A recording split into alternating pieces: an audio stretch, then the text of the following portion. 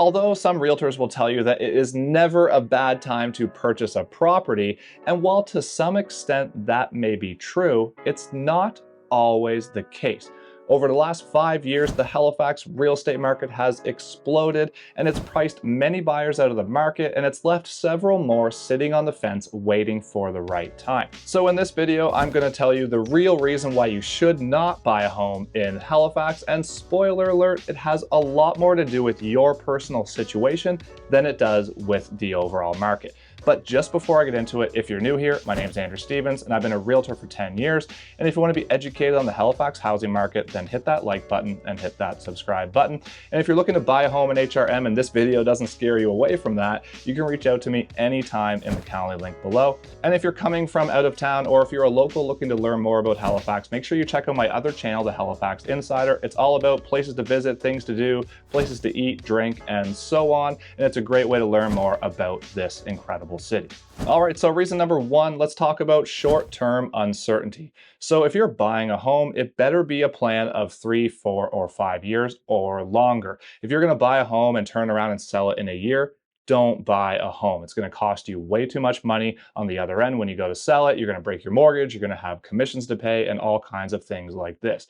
If you're buying a home, I would say it should be a minimum of a 3-year plan, but realistically speaking, it should be more of a 4 to 5 year plan at the very minimum, in my opinion. Number two, all your friends are buying homes. Look, I get it. I understand that if all your friends are buying homes, and let's say you're early 30s and you're getting excited for them and you want to have that same feeling, that's great. But your friends' personal situations financially and emotionally and whatever they're doing in their own relationships and so on is different from you. Every situation is different, and you need to be personally ready emotionally and financially to purchase a property. So don't let that fear of missing out stop you, and don't let somebody else sway your decision if it's not the right time for you. Reason number three, you can't really afford it. So it's one thing to be able to afford it on paper and to qualify for a home and for a mortgage, but when you break down the numbers, you may be paying a lot more than you really want to. Be very careful about maxing yourself out financially. Be very careful about purchasing a home at the tip of your budget, because if anything changes, it's going to be really hard to recoup that money if your situation changes. Again, be very careful, especially if you're a young professional. You don't want to be maxed out and you don't want to be house broke. You don't want to be in a situation where your friend wants to go for a beer on a Friday night and you have to check your bank account to make sure you have $10 or $15 to do so. Again, especially if you're a first-time buyer getting into the market, you need to consider your lifestyle, how much money you really need, and how much money you want, and what that looks like if you purchase a home, because owning a home is very expensive, especially from the maintenance side of things. Reason number four, you currently have an incredibly solid living situation and you can continue to save a lot more money to go towards your down payment or towards your overall housing costs in the future. So for example, a good example of this would be you are living in an apartment that you've been in for years, and maybe you're paying a very low monthly rent, but your income has continued to rise as you continue to climb that ladder at whatever job you're at. So let's say maybe when you started this rental, you were making $40,000 or $50,000 a year, and maybe you were paying $1,200, and now you're up to paying $1,400 or $1,500, which is very cheap compared to some of the other rents you'd be seeing in Halifax because you're on the rent cap. And because of this, and now maybe you're making $60,000, $70,000, or $80,000, you're able to save way more money per month every month that you stay there. Again, there's no better time than now compared to down the road to get into the market, but you have to be financially ready. So if you can stay where you're at for another year or another 6 months or whatever that looks like, and you can put another 20, 30, or 40 grand in your pocket for a rainy day if you own a house and it needs maintenance and it needs repairs and so on, this is going to be in your best interest to do so. So again, it really comes down to your own personal situation, financially and emotionally. Next up, you're trying to time or outsmart the market. And I can tell you that regardless of who you are, you cannot time the market perfectly. It is a fluke. I did it personally. I bought in 2019 and I had no idea what was about to come in 2020, 2021, and 2022. And I'll be the first person to tell you that had nothing to do with me being a real estate agent. I had no insider information. It was purely based on I was ready to move. I was ready for a bigger house, and I bought one because it was the right time for me. If you're thinking about timing the market, I'm telling you it's not really possible. Yes, there's better times to buy than others, but truthfully, it's impossible to time the market perfectly, and if you get in now in 5 to 10 years, you should not regret the decision that you made. I'll give you a really good example of this.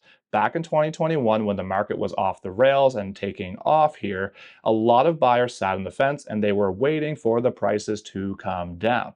But guess what?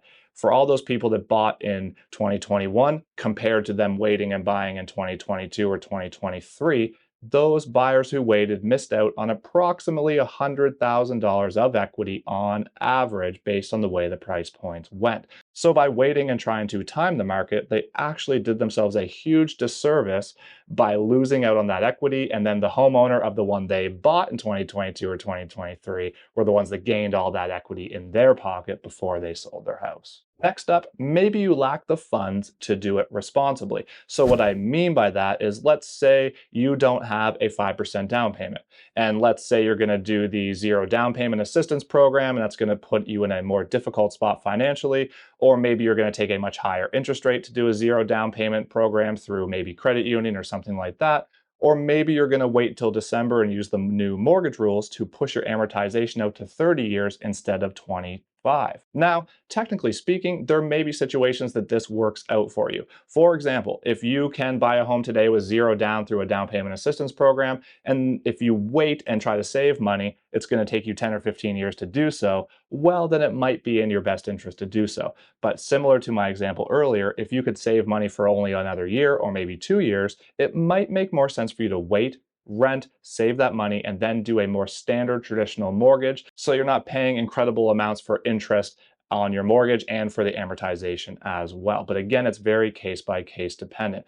I would suggest that if you're going to buy a home, you want to have 5% down payment and you want to take a 25-year amortization. But again, it really depends on your situation. And before you make any of these decisions, you should be talking to a mortgage broker who specializes in that line of work. Next up, maybe your job or your finances are not very steady. So maybe you have commission-based income and it varies a lot year to year, and you could get yourself in financial trouble by taking on more of a financial burden of owning a home.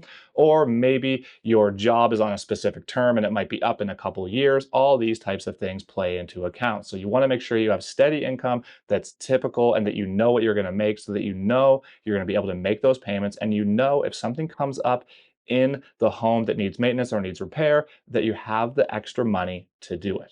Next up, maybe your overall cost of living will be through the roof if you buy a home. So again, similar to the rental situation I talked about earlier, if you're on the rent cap and you're paying very low monthly expenses, or maybe you're in a home and you're paying very low monthly expenses and you want to upsize, but you don't necessarily need to upsize, it might make more sense for you to stay put a little bit longer, especially because the overall market conditions right now are a seller's market across the HRM, which means there's not enough supply for the demand that we currently have from buyers. Next up, and last but certainly not least, you can't afford a home in a location that makes sense for you and your lifestyle. So this is really dependent on what you do, where you work, what your lifestyle is like. But if you're going to be miserable because the only home you can afford is 45 minutes outside of Halifax, but you love to go to the beer gardens in Halifax with your friends, and you love to go to events downtown and all these types of things, and maybe you work in downtown Halifax and now you're living an hour or 45 minutes away, well, then maybe it's not the right time for you to purchase a home. Maybe it makes sense to save more money and wait until you can afford something in a better location that works best for you.